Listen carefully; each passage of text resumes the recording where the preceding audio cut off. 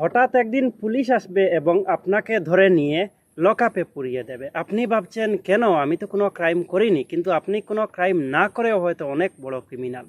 কেউ হয়তো আপনার নামে সিম বের করে কোনো ধরনের কালোবাজারি কাজে জড়িয়ে আছে। আপনার আধার কার্ড, আপনার প্যান কার্ড বা আপনার কোনো ধরনের ডকুমেন্ট ইউজ করে হয়তো কেউ কোনো সিম বের করে কোনো ধরনের ২ নম্বরী কাজে জড়িয়ে আছে, যা আপনাকে বিপদে ফেলে দিতে পারে। তো কি করে চেক করবেন আপনার নামে কি কেউ কোনো সিম বের করেছে? একদম সিম্পল, আমি দেখিয়ে দিচ্ছি। ভিডিওটা খুবই গুরুত্বপূর্ণ, তাই ভিডিওটা আত্মীয় স্বজন এবং বন্ধু বান্ধবদের কাছে অবশ্যই শেয়ার করে দেবেন। আপনি ক্রোম ব্রাউজারে গিয়ে টেফকপ সার্চ করবেন এবং এই ওয়েবসাইটটাকে ওপেন করবেন। এটা হচ্ছে ভারত সরকারের একটা ওয়েবসাইট।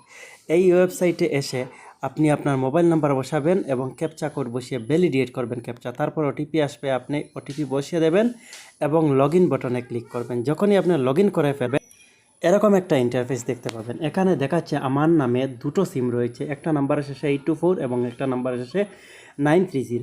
এগুলো সত্যিকারেরই আমার নাম্বার। যদি আপনি দেখতে পান আপনার নামে অনেকটা সিম রয়েছে, তাহলে যে সিমটা আপনার নয় বা আপনি ব্যবহার করেন না, অন্য কেউ হয়তো আপনার নামে বের করে নিয়েছে, সেই নাম্বারটাকে সিলেক্ট করবেন এবং নট মাই নাম্বারের উপর সিলেক্ট করে আপনি রিপোর্টে যদি একটা ক্লিক করে দেন, তাহলে 24 ঘন্টার ভিতর আপনার এই নাম্বারটা ব্লক হয়ে যাবে। ভিডিও ভালো লাগলে অবশ্যই সবার সাথে শেয়ার করবেন।